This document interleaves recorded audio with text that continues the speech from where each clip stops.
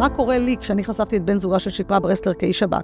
אני נרדפת, ראש השב"כ אומר שאני מסוכנת, שולח מכתב ליו"ר הכנסת, אני כותבת תשובה לראש השב"כ, וואו, לא ידעתי, אני מסוכנת, איפה 1200 נרצחנו שאתה אחראי על איסוף מודיעין בעזה? זה תפקיד שלך, לא שלי, נכון? איפה? מה קרה? בסיוק אומר, לא הודענו כי לא רצינו לחשוף מקורות, השב"כ אומר, אין לנו מקורות, לא הפעלנו איומים. אולי שיתעמות השקרים ביניהם, מה אתה אומר? אולי, אבל אז אני אגיד לך עוד משהו, אפרופו שלטון פקידים ואפרופו בגידה ואפרופו אני לא יודעת מה. למה אני לא רוצה ועדת חקירה ממלכתית? אולי נשים את פרוקצ'ה. פרוקצ'ה שקורית בזמן מלחמה למרי אזרחי, אולי היא תהיה יו"ר הוועדה, מה אתה אומר? בטח שלא. שלום חברת הכנסת טלי גוטליב. שלום, שלום. אז איזה אירוע יותר מדאיג, החדירה ללשכת ראש הממשלה, שב"כ או זה שאנחנו במדינת פקידים עם הפיכה?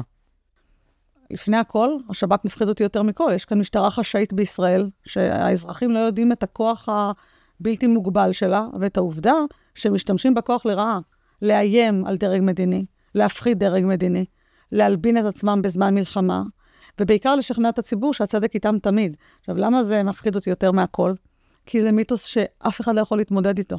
אף אחד לא יכול להתמודד עם העובדה שראשי מערכת הביטחון לצורך העניין, מצפצפים על הדרג המדיני, במקרה הטוב. מצפצפים על הדרג המדיני, ואף אחד לא יכול להתמודד עם העובדה שיש פה מישהו שעומד בראש מערכת של שירות הביטחון הכללי, שמאיים על ראש הממשלה, אבל הוא עושה את זה כדי להשפיע על דעת הקהל ולהלבין את עצמו מהאשם שיש לו לתופת אוקטובר. זה נשמע מסובך מאוד. אני אתן לך דוגמה קטנה למה זה לא מסובך בכלל, ולמה בעצם זה בבואה של שלטון הפקידים אגב. גם ראש שירות הביטחון הכללי הוא פקיד. מה זה פקיד? פקיד זה לא פקיד בבנק, בסדר? פקיד זה בעצם נושא משרה כזה או אחר, מטעם המדינה, במשרדים של המדינה, או ברשויות של המדינה, כאלה ואחרות, שאמור לתת שירות לאזרח, על יסוד מדיניות שנקבעת על ידי נבחרי הציבור. כל התורה, רגל אחת, דמוקרטיה, we the people, נכון? אנחנו קובעים באמצעות נבחרינו, ככה פשוט. והמשמעות היא שאנחנו מפעילים עובדים, שעובדים במשרדים שלנו, ואנחנו לא יכולים לגעת בהם, כך שהנאמנות שלהם אלינו, היא מוטלת בספק אם בכלל. אני מטיל בספק את זה שאי אפשר לגעת בהם. רגע, אני אגיד לך תכף איך היסטורית, למה אתה לא יכול לגעת בהם, רק ברמה המשפטית. אתה יכול אם תעשה שינוי חקיקה, והשאלה אם יש בשלות לדבר הזה. ואני רק רוצה להסביר רגע אינפורמטיבית את מה שלך ברור, כמי שחי את המציאות כפי שהיא. אני בעצמי עם קביעות.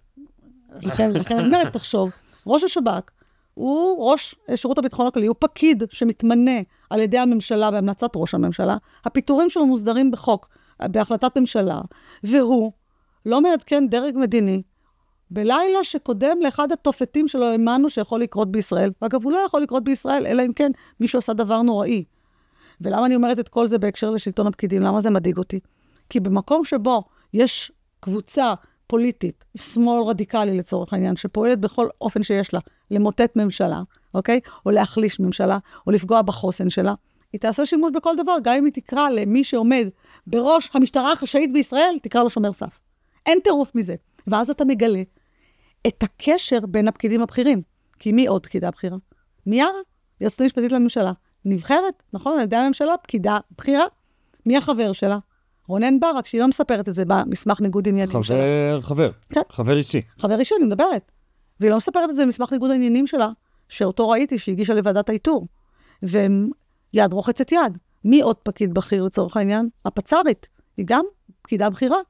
היא חיילת, קצינה בצבא הגנה לישראל. מי שעומד על המשרד הזה זה שר הביטחון, והיא פקידה. והיא פקידה שפוגעת במדיניות הדרג המדיני. ומה זה הדרג המדיני? זה אתה ואני. והוא והיא. זה אנחנו. האמת אני לא בטוח. אחרי הניסיון של נתניהו למנות עוד פעם ראש שב"כ, שהוא קפלניסט על מלא, אבל בוא תראה. אני בכלל לא בטוח אם זה מייצג אותי. אולי אותך הוא מייצג, את הליכוד. רק שנייה, חייבת להגיד לך משהו. תראה איזה דבר נדיר, שלא האמנת שיקרה. לא האמנת שאני, חברת כנסת בסך הכל, יכולה לשכנע את נתניהו לחזור בו מההחלטה הזו, כי היא החלטה לא נכונה. מה עמד בבסיס ההחלטה הזאת? רק כדי שתבין רעיונית לצורך העניין. לתפיסתי, נתניהו ידע שאני לא אתן לזה לקרות. זה כך ברור לי. ואני חושבת שהמינוי הזה היה הדגמה או קריצה שאנחנו ממנים אנשים לא בהכרח מהמיליה הפוליטי שלנו. אבל נתניהו כל הזמן קורט, כבר מרוב שהוא קורט, יש לו כבר תיקים. שנייה. מה זה? לא, אני חושבת שהוא עובר עם עצמו תהליך מאוד גדול בתפיסה שלו שלטון הפקידים. אני לא חושבת ששמעת אותו אי פעם מדבר על שלטון הפקידים, כמו שקוראים לזה דיפ סטייט, רק כדי שנאמר למה זה דיפ סטייט ולמה אני לא... אבל הוא ממנה אותם. הוא לא מינה אותם, הוא לא מינה את ראש השב"כ, והוא לא מינה גם את מיארה. אבל את הקודם, ואת הקודם. זה לא מינו. אבל אין לי בעיה, רק שנייה, עם ראש השב"כ הקודם. את מנדלבליט, את אלשיך. רק רגע, יש לו מינויים גרועים, זה אלשיך, מנדלבליט. יש לי מינויים טובים. שי ניצן, רק רגע, אני רוצה להגיד לך, כדי שיהיה לך מינויים טובים, אתה צריך אנשים סביבך שיעסקו באיסוף מידע. מאוד קשה לאסוף מידע. כשאתה הכרת את מנדלבליט, ששמעת עליו, לא חשבת לרגע שהמנדלבליט הזה מדבר כמו שהוא מדבר בשיחות שאף אחד לא שומע, ושהוא מקלל, ולא ידעת שהוא עושה יד רוחצת יד לחברים שלו בצמרת הצבא. לא האמנת את זה. אתה רואה אדם שעל פניו היה פצר, על פניו דוקטור למשפטים. המזכיר הממשלה. אבל עדיין, ומסתבר שגם אותו אפשר להחזיק בגרון. ברגע שמחזיקים אדם בגרון, אתה לא יודע מה הוא מסוגל לעשות. כל אחד מאיתנו אפשר להחזיק בגרון, לכל אחד מאיתנו יש, כמו לשופט זה... אני רוצה להסביר לך משהו. עבירת בנייה, אני רוצה להגיד לך משהו. אני רוצה להגיד לך משהו, אתה לא יכול להחזיק עליי בגרון. כלום. אני לא אדם מושלם. נכשלתי 100 פעמים בחיים שלי. אני עוד אכשל פעמים בחיים שלי. יותר מזה, אני לא אדם שלא עושה חטאים ולא עושה עבירות. לא, אני אומר, יש דברים, למה אני לא מוחקת שום דבר, לדוגמה, ממה שכתבתי כשחזרתי בשאלה, לדוגמה. כתבתי דברים איומים. כשהיום אני קוראת אותם, מזדעזעת מעצמי. באיזה מקום הייתי? איך תפיסת שלי את הדת הייתה? כמה התרסה הייתה בי, כמה אלבונות לכל מה שגדלתי עליו? כמה פגעתי במשפחה שלי ובהורים שלי? וכמה פגעתי בציבור שבעיניי הוא המפואר שבמפוארים? למה עשיתי את זה? עשיתי. למה אני לא מוחקת? כדי שאף אחד לא יחזיק נגדי, משני היבטים.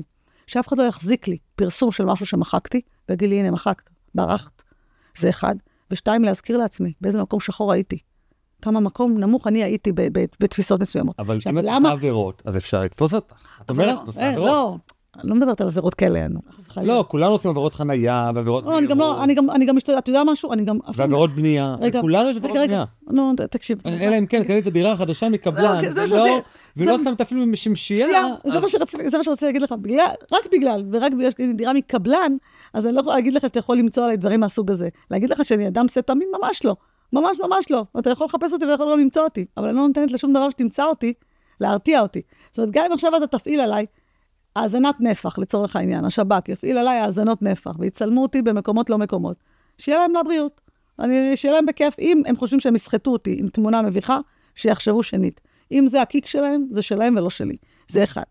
החיים שלי כשלעצמם, הם לא קלים בשום היבט. יכולים לנגח אותי עם הפחי נפש, ויכולים לנגח אותי עם צער, בהרבה היבטים, או בכישלונות, וזה לא דבר נעים. אבל זה לא יניע אותי לעשות כך או אחרת. זה מה שאני רוצה להסביר לך. בגלל זה אני לא אתן למישהו גם לקנות לי כוס קפה. אפילו לא כוס קפה. תודה רבה, אני יודעת לקנות לבד כוס קפה. אין צורך. יותר מזה. זה מה שמתסכל, אגב, את שלטון הפקידים. למה אני סדין אדום של שלטון הפקידים? כי אני רואה להם. זה מחרפן אותם. זה מחרפן את מיארה, שהיא מגישה חוות דעת משפטית לישיבת ממשלה, שלא מחזיקה מים. עכשיו, מי שלא משפטן, עלול להתבלבל. לא פונה, לא קורא את הערות שוליים. הפסיקה שהיא מפנה היא לא פסיקה שהיא מפנה. הלוואי שהייתה הערת שוליים, בכלל אין הערות שוליים. היא אומרת, זה מניעה משפטית. לא, אבל היא מפנה על כל מיני פסיקות, אף אחד לא קורא את זה. את יכולה לרשום מניעה פרלמנטרית. את פרלמנטרית. עכשיו תקשיב, אני אראה לך דוגמה קטנה, מה היה עם ראש השב"כ, לצורך העניין, בסדר? תחשוב שנתניהו מוציא הודעה סוף סוף שהוא מפטר את ראש השב"כ, אני אמרתי את זה אגב מ-8 לאוקטובר. הוא לא הוציא הודעה כזאת? הוציא הודעה, מפטר את ראש השב"כ. מיארה מוציאה מכתב בין 4 שורות שהמתמחה שלי לא היה חותם על דבר כזה, רוב מביש. אתה לא יכול, אין לך סמכות. אני שולחת להודעה, אהלן וסהלן. חוק שירות הביטחון הכללי קובע בסעיף 3, שהממשלה רשאית לפטר את ראש השב"כ. אוקיי, היא עושה תיקון. נותנת לי לישון כמה שעות, אני קם בבוקר, יש לה משהו חדש. יש החלטת ממשלה, משנת 2016, שאומרת שפיטורי נושאי משרה בכירים, הלא הם פקידים, יהיו תוך כינוס ועדת המינויים. איזה קטע, שבמקרה אני יודעת לחקור משפטית, אני מוציאה את ההחלטה, אני מוסרת לדש עם שיר, גברת, לא רלוונטי. ההחלטה הזאת עוסקת בפיטורים של אנשים שהפיטורים שלהם לא מוסדרים בחוק, זה אחד. חוץ מזה יש שם סעיף קטן, סעיף 4ג', שההחלטה לא נוגדת דין קיים. זאת אומרת, לא נוגדת חוק השב"כ. אוקיי, היא אפילו לא מבקשת סליחה. יש לה פעם שלישית משהו חדש, אתה צריך להתייעץ איתי. על זה הוגש בגץ, ובגץ דחה את עמדת היועמ"שית, לא צריך להתייעץ איתך להתראות. אז יש לה משהו חדש. היא שולחת את השופרות שלה להגיש בגץ על ניגוד עניינים. ניגוד עניינים בין נתניהו, ראש הממשלה, לראש השב"כ, כי יש חקירה על נתניהו. היום אני משתתפת בצערה, באמת תנחומיי לגברת מיארה, שאפילו זה כבר אי אפשר לטעון, כי נתניהו נחקר בתשאול פתוח, שלא הפך לחקירה באזהרה, ולכן הוא לא בחקירה. כלומר, הוא עד, ואז אין לו ניגוד עניינים. הוא גם לא עד. זאת אומרת, הוא נחקר... לא, הוא עד. עד הכוונה, אני קוראת לעד, זה אצלי מושג אחר. הבנתי, עד זה אחרי הגשת כתב אישום. כן, שהוא עד בזה. לא עד. הוא נחקר בתשאול פתוח, כאדם ששואלים אותו שאלות. ישר רצו לכל השופרות בחוץ, ואמרו להם, תקשיבו לי, זה עוד רגע תקשיבו, זה עוד רגע יהפוך לחקירה באזהרה, משולם יחקור אותו. הקציבו לזה 4 שעות. אחרי שעה חקירה מסתיימת, אין כבר מה לשאול אותו. טוב, וזה נתניהו 4 סרטונים. אבל אני באמת שואל, הדבר שהכי מדאיג אותי, איך המינויים של נתניהו כל כך כושלים מעבר למידע. רק רגע, בוא נחשוב רגע את הדבר הבא, בסדר? לצורך העניין, כי היום אני בתוך הפוליטיקה, ואני לא חברת כנסת כמו כולם, ואני גם לא אהיה כמו כולם, בסדר? זה כמו ששואלים אותי, למה אין לך דובר? כי גם לא היה לי דובר. אז מי זה מישהו שישב איתנו בחדר? מישהו תותח, דימה, שהוא יועץ פרלמנטרי, ויש לי גם אור ברק יועץ פרלמנטרי מעולה, ויש לי טובה ליברמן, שיש לנו צוות מצוין, אבל אף אחד לא דובר. אף אחד לא פונה לשאול את עמדתי באמצעות מישהו אחר. אני אסביר את עמדתי. אף אחד לא יטפס מעליי כדי להביע עמדה. בין אם היא טובה, או טובה פחות, זה לא משנה. זה רק אני, זאת רק אני. אם נתניהו, אגב, היה מדברר את פועלו, אז הכל היה הרבה יותר פשוט. אבל מה שאני רוצה לומר לך בהקשר למינויים, לא כל החוכמה בידיים שלי. לא תבין. זה לא שאני יודעת בכל, ממש לא. אני פשוט, יש לי חושים מאוד חדים. זה אחד, על אנשים. ויש לי הרבה מאוד מידע שאספתי על כל הבכירים במערכת. זאת אומרת, גם לך יש קלסרים? לא קלסרים. אני לא שומעת לקלסרים. כי אם הם יבואו לעשות אצלי חיפוש, לא ימצאו כלום, שיהיה לכם בהצלחה. הכל בראש? לא, אני לא אגיד לך איך אני שומרת. קלסרים זה לא, וזה גם לא נמצא אצלי. אבל ברוך השם אני גם זוכרת, כי בסוף אני מבררת את זה על אנשים, על צמרת, שירות הביטחון הכללי, ככל שאני יכולה לאסוף עליהם מידע או פרטים. וברוך השם, יש אנשים שהם נחשונים בין המנדבים. הרבה מאוד מידעים מגיעים מתוך המערכות עצמן. וזה עוזר לי להישמר ולהיזהר, ולהעריך מאוד כשצריך להעריך מאוד. בסדר? זה שומר עליך גם מפה וגם מפה. ופה אני אומרת לך שכשיש עניין של מינויים, לפעמים נדמה שהאובייקטיביות של האדם הופכת אותו למינוי מתאים יותר, וזו הטעות. מה זה אובייקטיביות? האובייקטיביות של הנתונים שלו, מה זאת אומרת? הנתונים המקצועיים נטו, אוקיי? הנראות האובייקטיבית של האדם.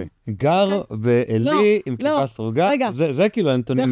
דרך אגב, זה גם נתון אובייקטיבי, שלא אומר כלום, כי אני כבר ראיתי אנשים שהם... נכון, הרצי גם הוא שומר שבת בעיקרון. זה לא מרשים אותי.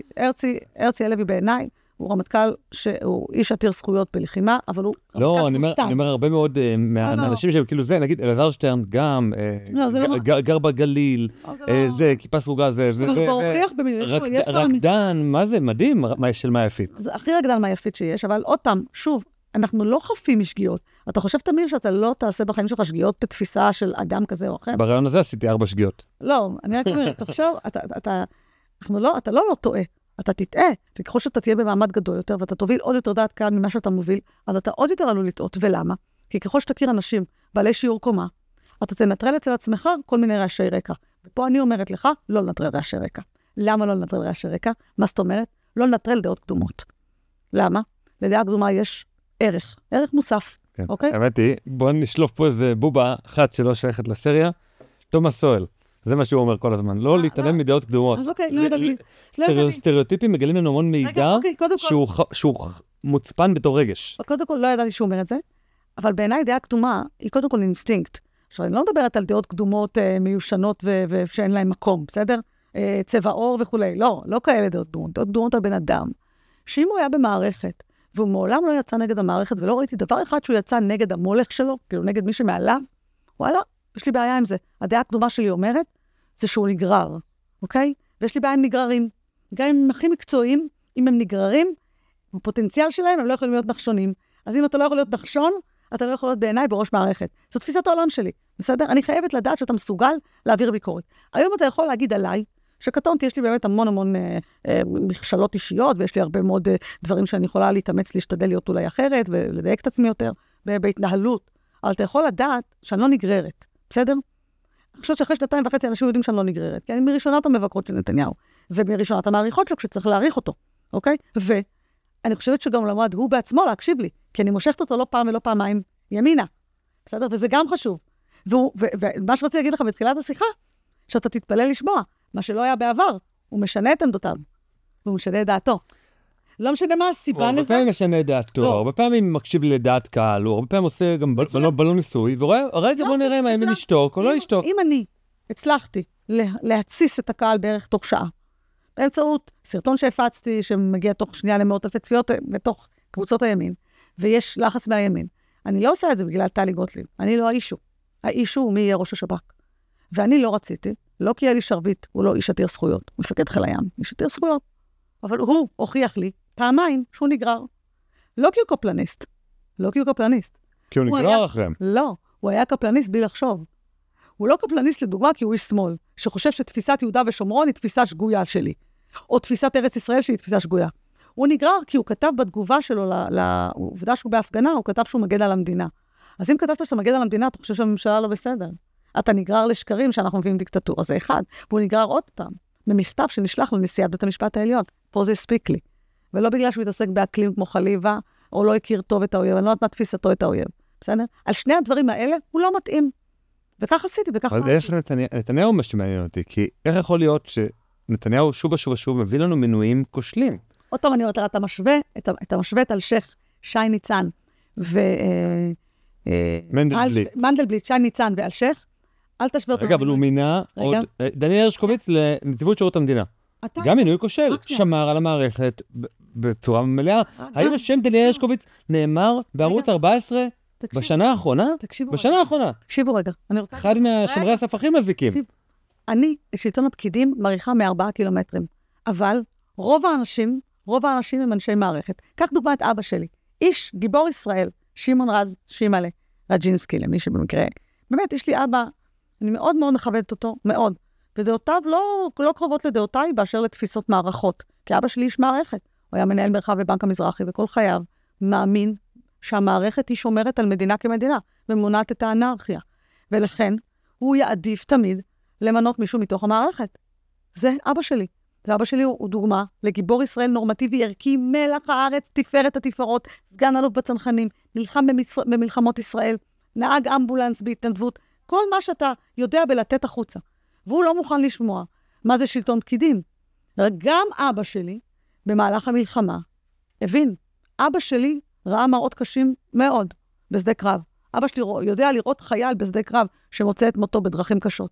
הוא לא יכול והעין שלו לא רואה אישה נאנסת. ילדים שרופים וראשים קרוטים. זה לא. בסדר? ולמה את זה אני אומרת לך?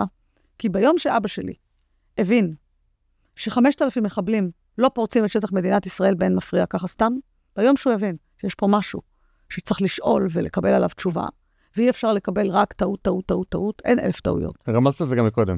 את אמרת מקודם שלא יכול לקרות אירוע כזה, לא יכול. בלי שיתוף פעולה בפנים מהתיאוריית הבגידה. אני לא מוכנה להשתמש במילה תיאוריה, ולא קונספירציה, ולא קונספירטיביות, ולא חשדנות. המילים האלה שבאות מאנשי הימין, וממובילי דעת קהל באנשי הימין. כולם יש להם עכשיו שיטות חדשות. איזה מילה את משתמשת? עובדה, שכל ישר, קודם כל. בוא נניח את ההנחות הבאות המובהקות. אין לך hard evidence. הנה, יש לי, בוא, תקבל רגע. בוא נראה hard evidence. זה evidence לצורך העניין. בוא נניח את ההנחה הבאה. עובדתית היום, שלא העירו את הדרג המדיני, כשהיה להם חשד לפריצת 2 קיבוצים. נכון? לא העירו את הדרג המדיני. ולא הודיעו לעובדה למטה, שזה עוד יותר חמור אפילו. ראשית לכל. אני אזכיר לך, כשאמרתי את זה, בתחילת המלחמה על יסוד מקור, אמרו שאני לא נורמלית. סיפרתי, היו חשד ל2 קיבוצים, לא הודיעו לראש הממשלה. אמרו לי, משוגעת, היא קונספירטיבית. שזאת עובדה, כי אני לא ממציאה שום דבר, תמיד יש אנשים שמעבירים מידע ואני מצליבה את המידע. היה חשד ל2 קיבוצים. העובדה שראש השב"כ והרמטכ"ל לא מעדכנים את הדרג המדיני בראש ובראשונה זה בגידה. קודם כל זאת בגידה, לבגידה יש הרבה צורות. למה? כי ראש הממשלה הוא זה שנותן לכם את הפקודה. הוא היה יודע את זה, הוא היה אומר לכם, עכשיו תורידו כוחות. זה בפעם הראשונה בגידה. אתה יודע, איזה עוד צורה יש לבגידה לדוגמה בעיניי? כשישראל זיו יושב באולפנים, בתחילת המלחמה, ואומר שהייתה תזוזת כוחות מסוכה, מהדרום לסוכה בחווארה, שזה שקר גמור, ולדובר צה"ל בכוונת מכוון, לוקח חודשיים להוציא הודעה שזה שקר. למה זאת בגידה? כי זה מטמיע בעם אינפורמציה שקרית, שמטמיעה נרטיב של נגד יהודה ושומרון. אבל זה רגע, האם לטעמך זה בגידה, או האם משפטית זה בגידה? מה עוד אני שואל, אני רוצה למסגר את השאלה אחרת. האם האנשים האלה, בהרצי, ראש שב"כ, רצו שתהיה התקפה, ושלא נצליח להתגונן בפנים? רגע, שנייה. קודם כל, זה ברור לי שהם פרסונלית בוודאי שלא רצו. אני רק לא יודעת מה עוד אנשים רצו או לא רצו. אני לא יודעת מה עומק שיתוף הפעולה של האנשים מבפנים, ולמה אני לא יודעת את עומק שיתוף הפעולה. הנה לדוגמה נחשף היום, שיש מפה של בסיס צה"ל, שברור שמישהו הוציא אותה החוצה, זה ברור לך, נכון? אנחנו יודעים שיש תיק ריגול שהוצא עליו צו איסור פרסום. אינני יודעת מה היקפו. אני יודעת שיש 12 כתבי אישום לפחות שהוגשו בישראל בעבירות ריגול וקבלת כספים או תמיכה איראנית כזאת או אחרת. אבל זה לא ראשי המערכת. רגע, אני לא מדברת על ראשי המערכת. יש פה כמה רבדים. מה התזה? בעיניי, מה התזה? התזה היא כזו. אני לא יודעת למה או כמה. אני יודעת להגיד לך דבר כזה. ראש השב"כ נסמך על ראש המודיעין המצרי. לא על אמן, לא על 8200, על כל מיני דוחות, לא על כלום. התעלמות מוחלטת ממה שאמרו התצפיתניות, והתעלמות מוחלטת ממה שאמרו נגדות ב-8200. זה אני יודעת להגיד לך את זה בוודאות. אבל הוא כן שלח צוות הקילה, נכון? להציל את מחירי השב"כ. עכשיו, פה אני אומרת לך דבר כזה. אם אתה לא האמנת לראש המודיעין המצרי, ובגלל זה שלחת צוות הקילה, איך אתה העזת, אדוני ראש השב"כ, איך העזת להפקיר את הנובה, שהייתה אמורה להיות מאובטחת על ידי החטיבה הדרומית, לפי הנוסח של המסמך מאשר של המסיבה, ואיך לא הודעת לרבש"צים? איך? עכשיו תראה. אפילו לאוגדה, לתת אלוף תודיע. עכשיו תקשיבו, אני לא יודעת מה איתך, גם אתה לא, אני לא מטומטמת, אל תעשה אותי מטומטמת. ומה אתה עושה אותי מטומטמת? כשיש תחקיר, שבו מפקד חיל אוויר אומר, אני שמעתי על הנובה ב-4:30 אחרי צהריים, אז אתה אומר שאני מטומטמת. יש תחקיר כזה בתקשורת. איך לא עלה שום מטוס של חיל אוויר לאורך כל אותו יום? נכון, הייתה סרבנות, אבל היו טייסים שהם כן קשירים. מטוס אחד לא עלה. בוא תגיד לי אתה. זה משגע אותי. בוא תגיד לי אתה, למה ראש השב"כ עולה לי על הראש? הרי מה אני אומרת? שיקמה ברסלר אמרה, לא יהיה לך חיל אוויר, לא יהיה לך מודיעין, לא יהיה לך צבא. אמרה, הבטיחה. אימה? מה זה? רגע. אימה. לא רק זה, אבל לא רק היא. כל מיני אנשים מאחים לנשק שהסרטונים שלהם, חלקם נעלמו מהרשתות, אבל חלקם נמצאים. ביום פקודה לא נתייצב. אשכרה לא התייצבו. עכשיו, אני אגיד לך יותר מזה. אבל היו טייסים סדירים שכן התייצבו, ושעכשיו האחים שלהם בקיבוצים, ממש האחים שלהם מותקפים, הם מקבלים טלפון מהאח, והם לא עלים לאוויר. אני עוד פעם אומרת לך, אני לא יכולה לומר לך, אני יכולה להגיד לך מה בטוח לא קורה. בטוח לא יכול להיות דבר כזה, הבנת? בטוח לא יכול להיות שהכמות הבלתי רגילה של מטוסים שיש לי כאן בישראל, לא עלו ליצור מעטפת אש בדרום. לא סתם, היום פורסם התחקיר של הנובה, וכל המשפחות כועסות על התחקיר. ברור, זה בושה וביזיון. כמה שעות? לא הספקתי לקרוא. כמה? תירוצים, ספרי להם מה היה בנובה. כאילו מי שעבר את הנובה לא יודע. כאילו מי שדיבר עם הבת שלו שנאנסת ונרצחת, ושומע את הכל בטלפון, הוא לא יודע.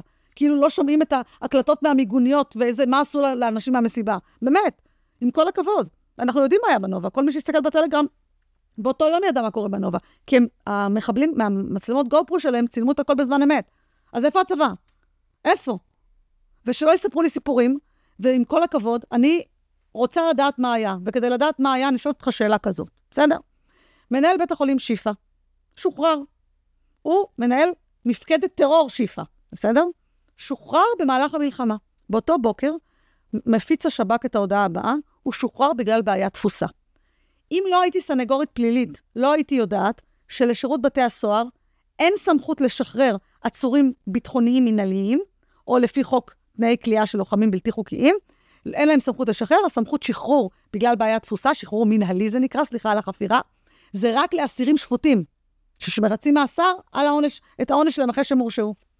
אני באה לוועדת חוקה בבוקר, אומרים לי איך הוא שוחרר בעיית תפוסה, אני אומרת להם, חבר'ה, משקרים אתכם. אין חיה כזאת, אין סמכות לשחרר. מי משקר אתכם? רגע, תקשיב, אני נכנסת לוועדת חוץ וביטחון.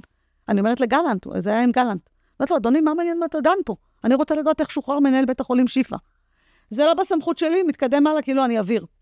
3 שעות אחרי זה אני יוצאת מוועדה חסויה, איתמר בן גביר, שחרר נציב שירות בתי הסוהר, גם איתמר בן גביר סנגור, לא עשו אותו אתמול, יודע בדיוק מה זה. יוצאת הפקודת שחרור של הערכי מחבל הזה. מי חתום עליו? תת-אלוף מאיר חן. תת-אלוף מאיר חן, על יסוד שחרור של עצור מנהלי, זה תמיד קצין בדרגה מסוימת ומעלה, תת-אלוף מאיר חן, על יסוד החלטה של שירות הביטחון הכללי. עכשיו, מה שירות הביטחון הכללי יתרגל? שהוא יכול להגיד מה שבא לו, ואין טלי גוטליב שתבדוק אותו שהוא משקר, וגם אין טלי גוטליב שתגיד לו, אתה שקרן, ואתה מטעה אותנו ומכשיל אותנו. אבל מה את עוזרת? הוא כבר בחוץ, הוא כבר בעזה. רגע, מה זה עוזר? רגע, שנייה, למה? ואז אני אומרת, למה הוא שוחרר? אוקיי? כי מישהו לא רוצה שנדע את מה שהוא יודע. כי אם יגידו לך, אומרים, שהוא שוחרר בגלל שהוא מביא מודיעין לצורך העניין. אם כזה דבר קורה, שוחררו הרבה כאלה, ולא ידעת מזה. כי כשיש דבר כזה, אז יש לנו עניין לא להדליף את זה החוצה. ההדלפות באות מנחשונים. תזכור כל הזמן שאנחנו מוקפים בנחשונים בין המנדבים, שחורגים מסמכותם כדי שהציבור ידע. מה קורה לי כשאני חשפתי את בן זוגה של שיקמה ברסלר כאיש שב"כ? אני נרדפת, ראש השב"כ אומר שאני מסוכנת, שולח מכתב ליו"ר הכנסת, אני כותבת תשובה לראש השב"כ, וואו, לא ידעתי, אני מסוכנת, איפה 1,200 נרצחנו שאתה אחראי על איסוף מודיעין בעזה? זה תפקיד שלך, לא שלי, נכון? איפה? מה קרה? ואז אתה אומר לי, בסיוק אומר, לא הודענו, כי לא רוצים לחשוף מקורות. השב"כ אומר, אין לנו מקורות, לא הפעלנו יומינט. אולי שיתאמו את השקרים ביניהם, מה אתה אומר? אולי. אבל אז אני אגיד לך עוד משהו, אפרופו שלטון פקידים, ואפרופו בגידה, ואפרופו אני לא יודעת מה. למה אני לא רוצה ועדת חקירה ממלכתית? אולי נשים את פרוקצ'ה. שופטת עליון, נכון? מי ממנה את ה... אולי נשים את אהרון ברק? הוא גם שופט עליון בדימוס, הוא יכול להיות יושב ראש. מה זאת אומרת? פרוקצ'ה שקורית בזמן מלחמה, למרי אזרחי, אולי היא תהיה יו"ר הוועדה, מה אתה אומר? בטח שלא. לכן, אני אומרת פה, שצריך עמידות גם מול החלטות מה נכון או לא נכון לעשות. ופה, לצורך השיח, או לצורך המשך השיח, אני עושה הבחנה ברורה בין אשמה לאחריות. לי יש אחריות קונסטרוקטיבית לכל מה שקורה בממשלה, אם אני חברת ממשלה ואם אני ראש ממשלה בוודאי. אתה אחראי קונסטרוקטיבית, אינהרנטית להגדרת תפקידך, לכל מה שמתרחש תחתיך. אבל זה לא אשם. אתה לא אשם, כי אם היו מודיעים לך ב3 בבוקר, אם היו מודיעים לך שיש חשש לפריצה לשתי קיבוצים, היית מוריד כוחות, נותן פקודה. ואז אתה שומע, אני מספרת, שהייתה הקפצה של כוחות מילואים, משפטנים, לבור, בבוקר, ולא היה אישור להכריז מלחמה, על ההשלכות של הכרזת מלחמה. הכרזת מלחמה מאפשרת בתוך השטח פעילות הרבה יותר שוטפת והרבה יותר חופשית. ואני אומרת את זה, ואני מתראיינת על זה ברשת ב' וקוגן. אסנהיים וקוגן מראיינים אותי, ואומרים לי, את שקרנית, מוציאים הודעת, תגובת משרד המשפטים זה שקר, אני פונה ליריב לוין, שר. אומרת לו, תודיע להם, מה זה דובר מטעם משרד המשפטים? מי זה מודיע מטעם משרד המשפטים? אתה יודע שאם כתוב מטעם משרד המשפטים בלי שם, זה לא תגובה. לא, זה שקר. זה שקר, זה סתם מישהו שאין לו סמכות להוציא תגובה. כי למשרד המשפטים יש דוברות, שמי עומד מאחוריה, אתה יכול לפנות אליה. ולא רק שזה לא שקר, כי הפצ"רית התראיינה בגלובס, ואמרה שהיא גאה בזה שהוקפצו עשרות משפטנים לבור. מי שואל אותך, גברת פצ"רית? מה עשית לנו, גברת פצ"רית? בואי תלמדי מרפול, החייל בשטח הוא הרמטכ"ל. לא את. לא את. ואני מאשימה פה את הפצ"רית בהאשמות מאוד קשות. אני מאשימה אותו בפגיעה אנושה, ביוקרת לוחמנו לדיראון עולם. אתה חושב שתדע פעם או מישהו יעשה לה משהו? ברור שלא. יד רוחצת יד. איך הפקידים רוחצים זה את ידו של זה? כן, אני חושב שזה הבנו. רק נסיים לך את הדבר הזה, כי לך ברור, כי אתה חי את הדבר הזה. גם המאזינים. גם מה ברור לנו. הפצ"רית, מי שרוחצת את ידה, זאת היועמ"שית, כי בג"ץ החליט שהיועמ"שית תחקור מה היה עם הדלפת הסרטון. יחקרו? או עם הבן שלה. וזה מה שאני יודעת, למה היועמ"שית לא תחקור על הפצ"רית? כי הפצ"רית לא חקרה על הבן שלה. ומי מייצג את הבן שלה? יוסי בנקל, עורך הדין. מי זה עורך דין יוסי בנקל? הוא מייצג בבג"ץ שהוגש נגד החקירות של נדב ארגמן, ראש השב"כ, נגד הוועדה שתחקור את הפגסוס. ומי זה עוד יוסי בנקל? שמייצג את הקרן הקטרית בישראל. וזה לא מפריע למיארה להדליף חודש שלם מגע עם סוכן זר. הבנת איך זה עובד כאן? צריך להיות כל הזמן, תמיר, צעד לפניהם. כל הזמן. זה אומר שאתה קם, נושם וחי את מה שקורה במדינה. וזה אומר שאני צריכה להקדיש זמן, לאסוף מידע וחומרים מאנשים, מאזרחים, ואגב, אני אומרת, תרשה לי לומר את זה בשידור, שכמו שכולם יודעים, כל מי שאומר לי משהו בכיר מאוד, או מדרג לא בכיר, אני עם חרב על הצוואר לא חשפתי מעולם מידע, ולא יצא השם שלי, לא במצמוץ ולא בכאילו, ולא בנדמה לי, ולא ברמז. השם שלו, של המקור. המידע יעבור, אם אני אצליב אותו והוא נכון, הוא יעבור הלאה, כמו שהוצאתי הרבה מאוד מידעים. שיהיה ברור, אף אחד לא יוצא מהפה שלי שם. ולכן, לידיעת שירות הביטחון הכללי, אהלן וסהלן, אני, שמות של אנשים שמסרו לי מידע, לא נמצא אצלי. אף לא בפלאפון, ואף לא במחשב. צר לי לאכזב אתכם, תצטרכו להתאמץ קצת יותר. כן, אבל האמת היא אבל היום אתם בסכנה. כן, אתם, אנשי תקשורת. אבל נראה לי, אחד הצעדים שעשית, היית ראשונה, את הנחשנית שעשית, זה לא להתייצב בחקירות. את עשית את זה, ואז מי עוד עשה? היה עוד 2-3 חברי כנסת שאמרו, אנחנו לא מגיעים לחקירה. רגע, אני אגיד לך שתי דברים, אולי תגיע המשטרה עכשיו לעצור אותך. משהו, לא, אי אפשר לעצור אותי גם זה, ידיעת הדין, אי אפשר לעצור חבר כנסת. אני רוצה להגיד לך שני דברים. היו שני דברים שעשיתי פעם ראשונה, לצורך העניין בפוליטיקה. באתי לכנסת, חברת כנסת, מי שהייתה חולה, ביקשו שאני אחליף מישהי בוועדה המסדרת. לא ידעתי מה זה ועדה מסדרת. אני נכנס לוועדה המסדרת, מצביעים על סגני יו"ר הכנסת זמניים עד לכינונה של ממשלה. תצביעי לאחמד טיבי. והיה 11 בלילה, אני אומרת, אני האצבע שלי לא מתרעמת לאחמד טיבי, לא מעניין אותי מה תגידו. לא, חוץ מאשר לשלוח אותו לקלבוש. רגע, לא, זה משהו אחר, תקשיב. כמו שאני מספרת לך, הוא קילל אותי, לכי לעזאזל, דברי ימי הכנסת, לא נהיה סגן יו"ר הכנסת. ואז אני אמרתי לעצמי, אני לא אצא מתוך מליאת הכנסת, עד שאני ידע שהוא לא מתמנה להיות. יריב לוין רב איתי. הוא אומר לי, הוא יהיה, הוא מ-2006 סגן יו"ר הכנסת, וצריך לפעמים את האצבע שלו. אמרתי לו, תקשיב טוב. גם אם אני אהיה כאן בכנסת, ואני לא אחוקק חוק אחד, חוץ מתקציב, שאני לא צריכה את טיבי, כי יש לי קואליציה, הוא לא יהיה תחת סמל המדינה שלי סגן יו"ר הכנסת. הוא לא קורה. 8 חודשים פה שאני מספרת לך. אתה מה זה להישכב על הגדר? להגיד לחברי כנסת, אם אתם תצביעו לאחמד טיבי, אני עושה לכם שיימינג כיד כישרוני, בכל הרשתות שיש לי, כל אחד בימין שהצביע לאחמד טיבי יקבל ממני פרסום על מעשיו. אין דרך אחרת. לימין, הסכמנו עם כל המפלגות הצד. תקשיב מה זה היה, זה לשנות נוהג בכנסת משנת 2006. נוהג. נוהג בכנסת, זה כמו דין. ולריב עם הייעוץ המשפטי של הכנסת. ייעוץ המשפטי. אוי, הכנסתי לריב עם הייעוץ המשפטי. לא. מה אמרו? כי יש נוהג. כמות המינוי של הסגנים, הרי יש סגני יו"ר כנסת גם מהאופוזיציה. האם אנחנו יכולים להתערב לאופוזיציה, את מי בוחרת? המטרה שלי הייתה לשכנע את חברי הכנסת מהאופוזיציה, להסכים איתי. ואז יש לי כוח. את הגנטים והאיזנקוטים. תקשיב טוב, אחמד טיבי לא סגן יו"ר הכנסת, וכמו שאני אומרת לו, אמרתי לך והבטחתי לך. ואתה לא תהיה סגן יו"ר הכנסת, וגם קיימתי. זה אחד. אבל באשר להתייצבות לחקירה, מה מדהים?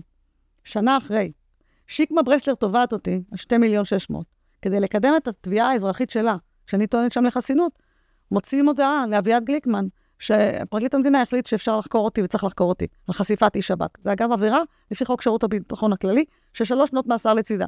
אוקיי?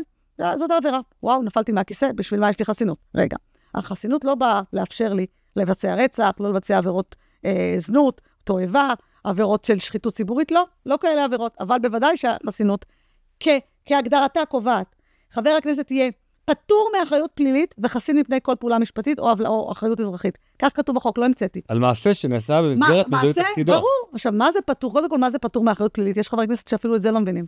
אם יש לי פטור מאחריות פלילית, זה אומר שביצעתי משהו פלילי, אבל יש לי פטור מאחריות עליו בגין החסינות. אני את בעלה של שיקמה ברסלר, בן זוגה חשפתי בכוונת מכוון, מתוך חובתי במסגרת ולמען מילוי תפקידי. עכשיו, מה קורה? ברגע שאני מייעצת, והם מזמינים אותי, הם אומרים, אני מוזמנת לחקירה. מודיעים לגליקמן, שהולכים להזמין אותי, מחפשים אותי. הם באמת חשבו שאני גם יענה להם לטלפון. ברור שלא. טלפון חסוי, את לא עונה? ברור שלא. never ever.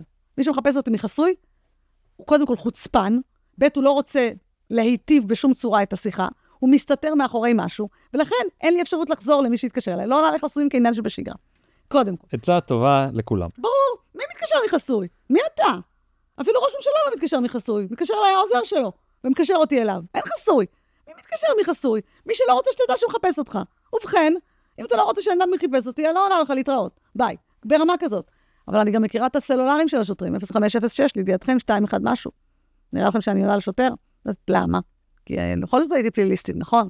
ואני יודעת את המצב. לא, אבל יש שוטרים שבאים להיטיב, שבאים לזה, נחשונים, מקורות. רגע, ברור, רגע. בתור סנגורית? רק רגע. בתור סנגורית, אם שוטר מתקשר לך... רגע, אל תתבלבל.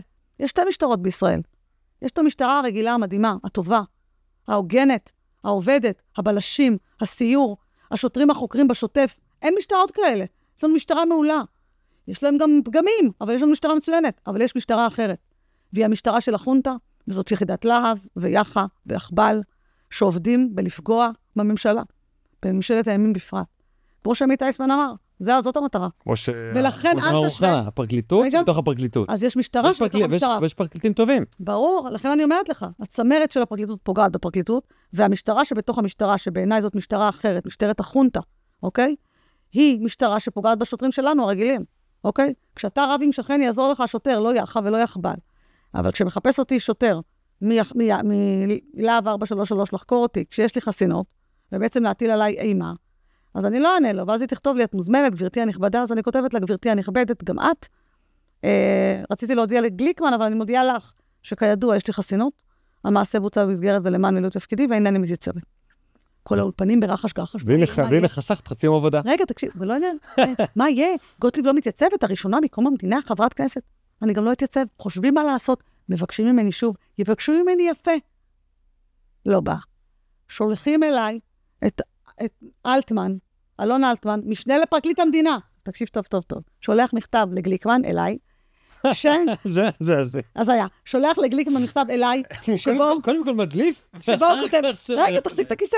שולח לגליקמן מכתב, שבו הוא כותב, כן?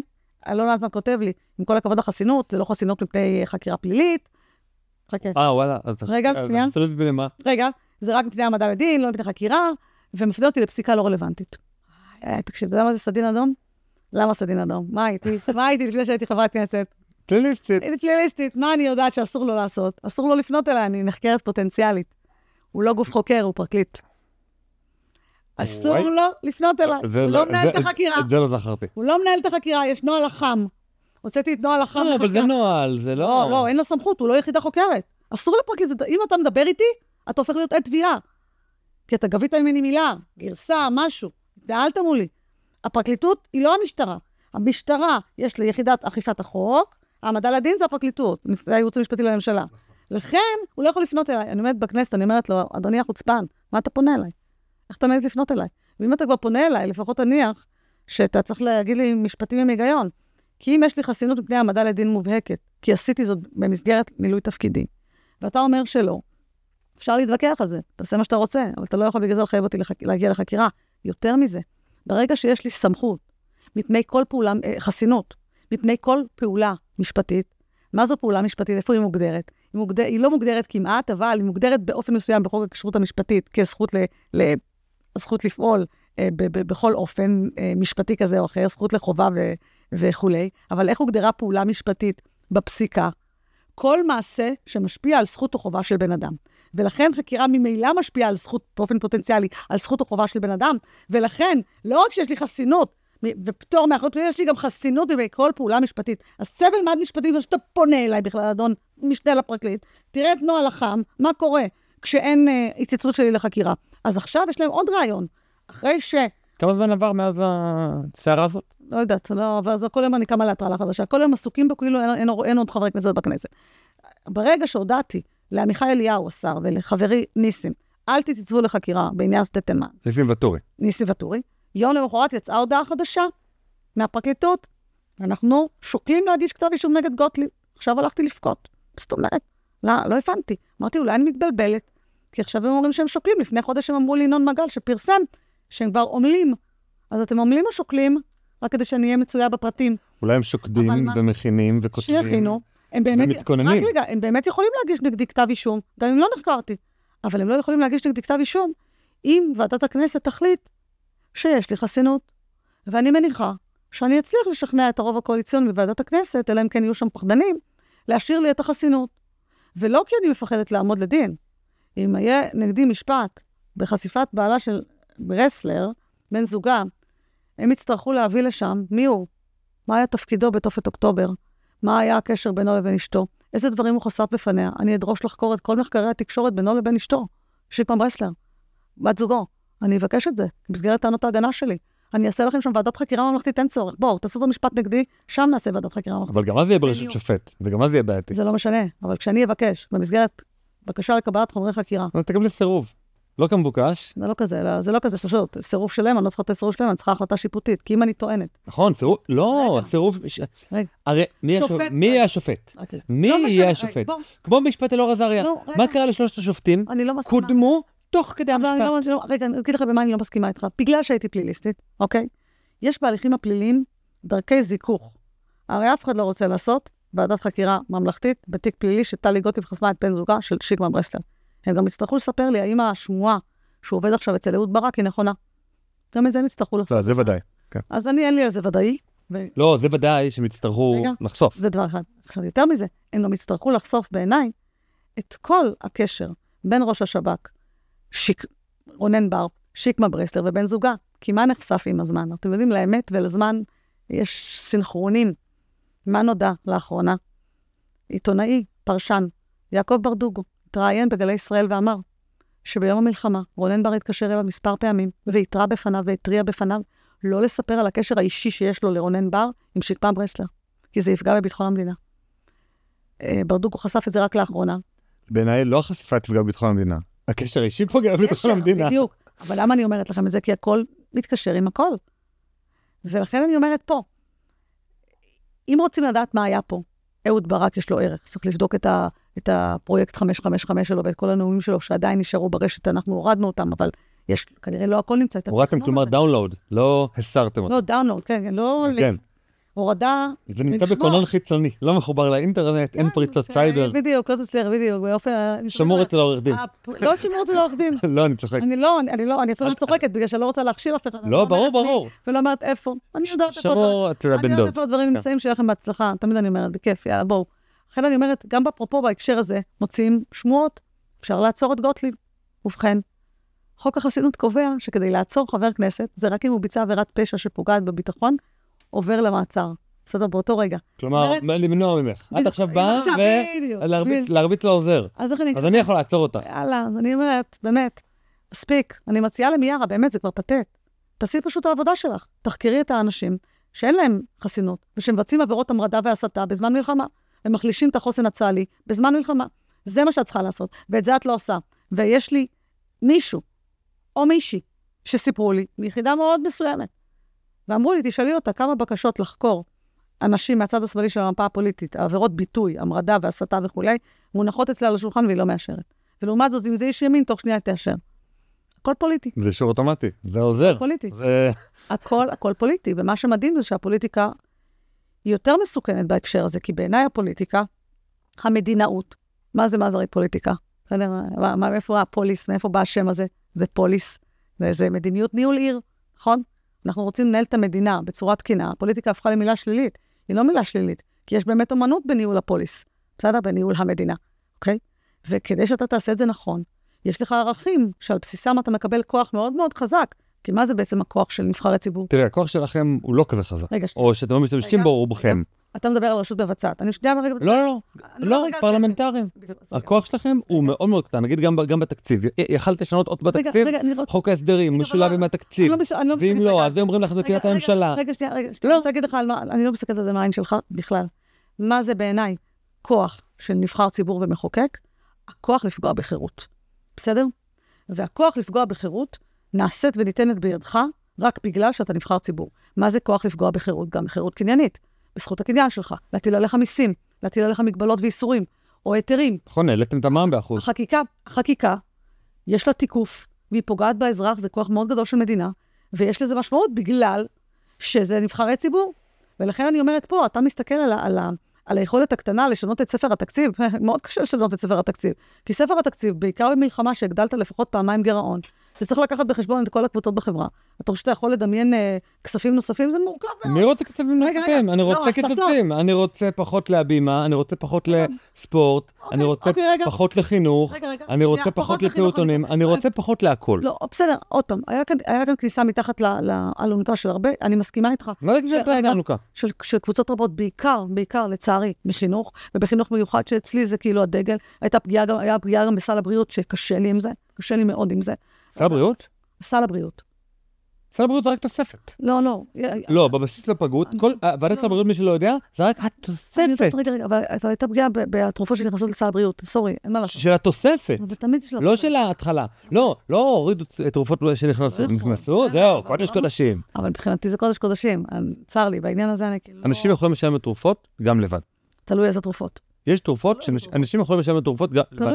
אני מקבל, נגיד, סתם תרופה הכי פשוטה, סתם בנניח, תרופה ללחץ דם, משלם עליה 17... אתה צעיר, מה אתה? לא, אני צוחק, אני צוחק, לא באמת. באמת, אתה רואה? אני משלם עליה 17 שקלים. מה, אני לא יכול לשלם עליה 100? אני יכול לשלם עליה 100.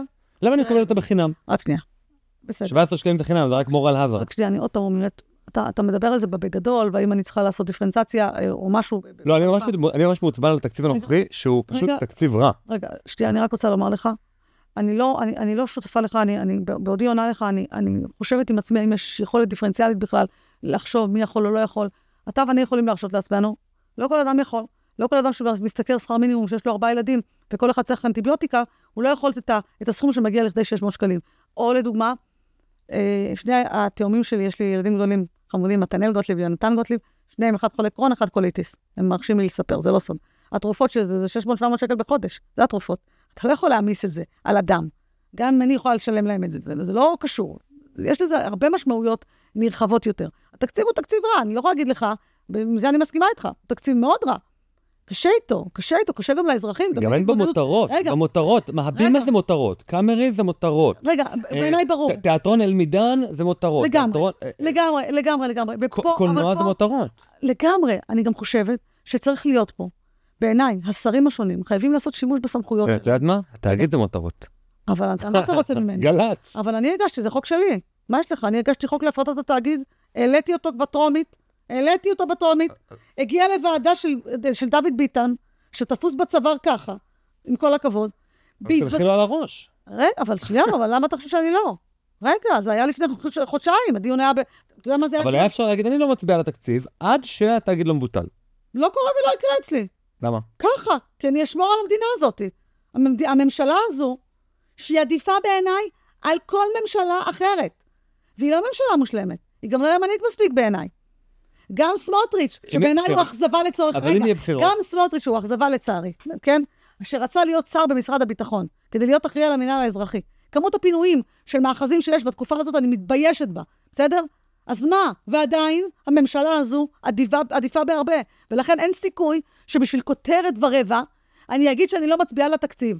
אני הצבעתי לתקציב, והצבעתי לתקציב בלב שלם, למרות שהוא תקציב רע, כי זה תקציב שאומר שני דברים. אחד, הצלחתי לשכנע את החברה החרדית, שהם לא מתנים את חוק הגיוס בתקציב. זה הישג מאוד גדול. זה הישג שלי בהרבה היבטים, כי אני אמרתי כל הזמן שחוק התקציב לא יהיה תלוי בחוק הגיוס ולא יהיה חוק גיוס, כי אני לא אתן פטור לאף אחד. קטגורית לא יקרה ולא יהיה. גם בשום מחיר. ופה נאותו בסופו של דבר החרדים להבין שהם יצטרכו להתגייס. בין אם חוק גיוס ובין אם לא, בהתאם להיערכות צה"ל, 4,800 בשנה זה יהיה הגיוס, ואני לא אחכה שום דבר אחר מזה. ולכן אני אומרת, אני לא מתנה דברים שהם לא ריאליים, להתניה. למה אפשר לבטל את התאגיד ככה? לא, זה דורש חקיקה, ולחקיקה יש דו פרוסס, ויש הליך שלם שצריך להעביר אותו. זאת הצעת חוק פרטית ולא ממשלתית. אז עם כל הכבוד, לכן אני אומרת לך, כותרות זה לא אני. יש כאלה שזה הקטע שלהם. את גם כותרות. אני ממש לא כותרות. את יודעת לעשות כותרות. את יודעת להשתמש בתקשורת בשביל להשיג את המטרות שלה. אני לא משתמשת בשום תקשורת, התקשורת משתמשת בי. ממש לא. התקשורת משתמשת בי. כל איזה כתב שרוצה שיהיה לו טראפיק, מזכיר איכשהו את השם שלי לא קשור לכלום. כאילו מה? אני לא משתמש בתקשורת, לי יש רשתות חברתיות. נכון, טוב, בסדר, לזה התכוונתי. תקשורת, גם זה תקשורת. אני לא מדליפה, עמית סגל כתב לי, אני נזק לימין. כן, אני, נזק לימין, כתב לי בהודעה, אוקיי? לא, הוא גם כתב את זה, נראה לי... לא, כל הזמן. אפשר לחפש, תיכנסו לערוץ של עמית סגל, אני בפה שלו כל הזמן, כי אני מעיזה לא להעביר לו שום דבר, לא לדבר איתו, ואני מעיזה לחשוב אחרת ממנו, ולקרוא לו ימני מחמד, כי הוא ימני מחמד. הוא לא ימני באמת. בסדר? זכותי לומר את זה. הוא רגיל פשוט שמעבירים לו דברים. אני לא מעבירה לאף אחד כלום, זה לא אליו בהכרח, זה קטגורית. גם יעקב ברדוגו, בתחילת ההתחלות, אמר שאני גלולת רעל, אחר כך חזר בו, ואני סולחת לו בלב שלהם, כי אני חושבת שהעובדה שהוא הבין את העובדה שאני ראיתי בזמן אמת מהלכים נכונים, שצריך היה לעשות, כמו מיארה וכולי, או כמו כל מיני פיתורים שדיברתי עליהם הרבה לפני שהפרשנים דיברו עליהם. לא כי אני גאון, אני פשוט מבינה את מה שצריך לעשות כדי שיהיה פה טוב יותר. בסוף גם אתה מונע מזה שאתה חלק מעם ישראל, שחי בארץ ישראל, בהתאם לזכותנו הטבעית ובהתאם למורשת שלנו. אנחנו מסכימים בדבר הזה? לא כולם מסכימים להגדרה הזו, בארץ ישראל. בסדר? זה משהו מאוד מאוד חלבי מה שאמרת כרגע. בכלל. זה סבבה כזה. בכלל לא שום סבבה. זה לא חלבי בשום צורה. לא אפשר לא להסכים לזה. זה ממש לא חלבי. זה אפילו בהתאם למגילת העצמאות. לא, כי הנה, כי אנשים לא יגידו את המילה ארץ ישראל. הם יגידו מדינת ישראל. ארץ ישראל, כמה? אבל הם יגידו מדינת ישראל. הם לא יגידו ארץ ישראל. הם יגידו מדינת ישראל. צריכה להזכיר את זה. מדינת ישראל זה רק הפסקה החמישית או השישית. לא, הם שוכחים. המדינה היא רק כלי. הם שוכחים איך המגילה מתחילה. המדינה היא הכלי. הארץ הוא הערך. אני בערך, אני לא בכלים למימוש הערכים שלי. אני יכולה לשנות את הכלים שלי מדי פעם. תלוי מתי ולמה, ותלוי מה צוק העיתים, או סד זמנים, או איזה שם נרדף שתמצא לזה. אבל זה ממש לא חלבי. אני כן רוצה שנחזור לנושא שתחלת להזכיר אותו מקודם. אמרת שנראה לך שוועדת הכנסת תיתן לך חסינות. לא בטוח. המצב, לא, רגע, שנייה, בוא נדבר על המצב ההיסטורי. המצב ההיסטורי היה שהחסינות הייתה אוטומטית, והיה צריך לבטל אותה. עכשיו זה, הוועדה תעניק לך חסינות. זאת הבעיה. מתי זה שונה? שונה לפני כמה... גורבינסקי, אני חושב, איך קורא חבר הכנסת הזה? 2006? 2006 לדעתי. עכשיו, מה מדהים פה? תראה איך קל לעבוד על חברי כנסת. כי מה בעצם חברי כנסת אמרו דאז? אמרו להם, מה, אתם ניתן לכם כוח, אבל מה, המשמעות היא, צריך להסיר את החסינות, מה, אתם לא מקלט לעבריינים, נכון? בטח, אנחנו לא מקלט לעבריינים. כמו פלטו שרון. לא, אנחנו לא מקלט עבריינים. וברגע ששכנעו, הרי מה המומחיות של הייעוץ המשפטי לממשלה ולכנסת? זה המלצור של חוות דעת שגויות בעליל. זה כמו שאומרים עליי, מלצור זה הגשה נעימה, אוקיי? יש בזה, למה מלצור? אוקיי, כי זה כאילו עושה את זה אדם רגיל, בלי המון משמעות, עושה את זה מתום לב, כמו אדם שמגיש לך את האוכל להנאתך. כשממלצרים לך חיווי דעה, למה אני שואלת במילה מלצור? כי זה כאילו בעדין, בנעים, להנגיש לך שיהיה לך נוח. מספרים לך את הכל לנוחותך. אז בשם האין נוחות הזו, הגשתי הצעה לתיקון חוק החסינות.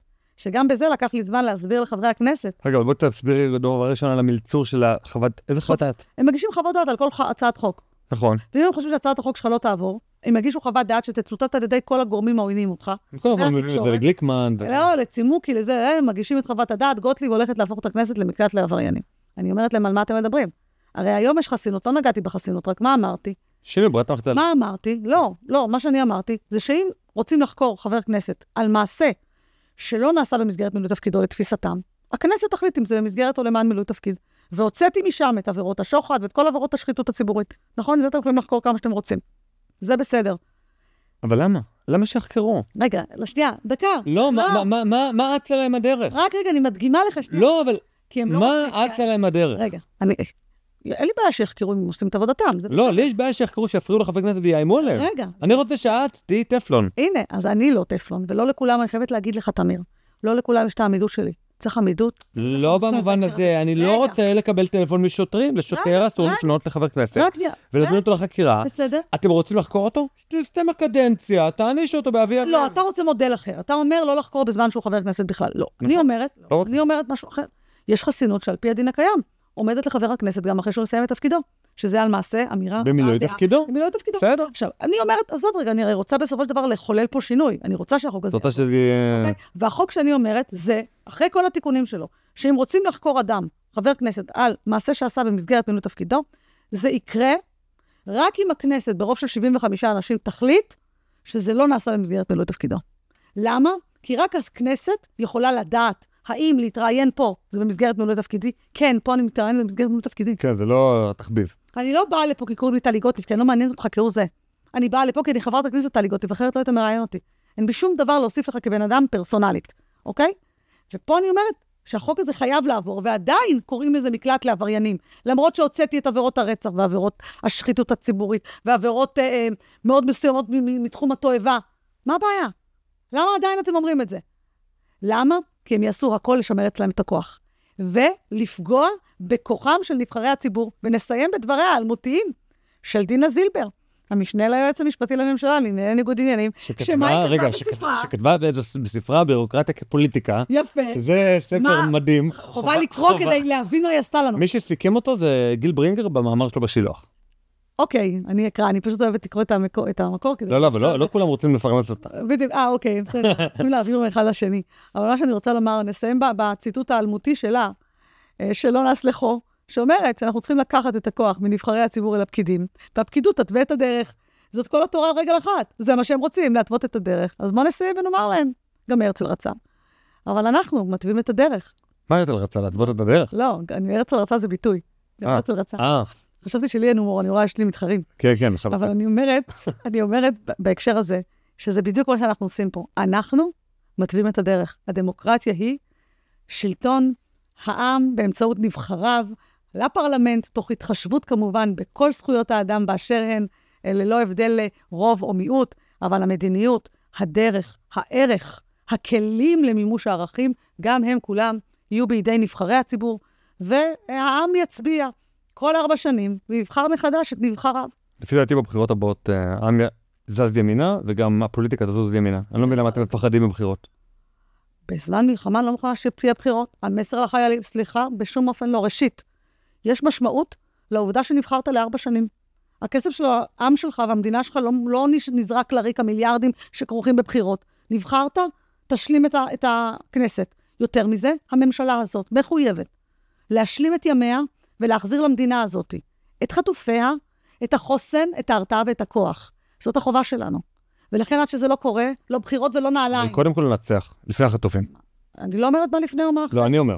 תגיד מה שאתה רוצה. אני אומרת שאפשר להשיב את החטופים בדרכים שאתה רואה אותם היום, שהיו צריכים לקרות בתחילת המלחמה. אתה רואה היום מה זה יד חזקה מאוד מול האויב, מה זה לדבר בשפת האויב, מה זה לדבר על כיבוש, מה זה לדבר על שליטה צבאית בצפון הרצועה. אמרתי את זה כל הזמן, גלנט אמר, לא יקרה, לא יקרה. הלכתי לנתניהו, אמרתי לו, גלנט חייב ללכת.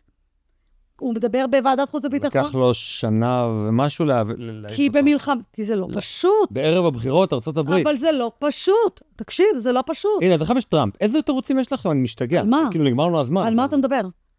בכל התחומים. לא, יש שינוי אדיר, אתה לא רואה מה קורה. בעודנו מדברים כאן, יש לחימה עצימה בצפון הרצועה ובמחנות המרכז בעזה. לחימה שלא ראית שכמותה. שלא ראיתם שכמותה מבחינת העוצמה שלה ביום אחד נתון. מתוך הבנה שרק ככה נשיב את כל חטופינו. כי אם מישהו מדמיין שחמאס רוצה להשיב לנו את החטופים, שיחשוב שנית. חמאס רוצה לחדל אותנו, ומישהו רוצה לחדל אותנו, ומישהו רוצה לשים לחדול, לחזלש, כן. לחדל. לחדל זה בלשון חידלון.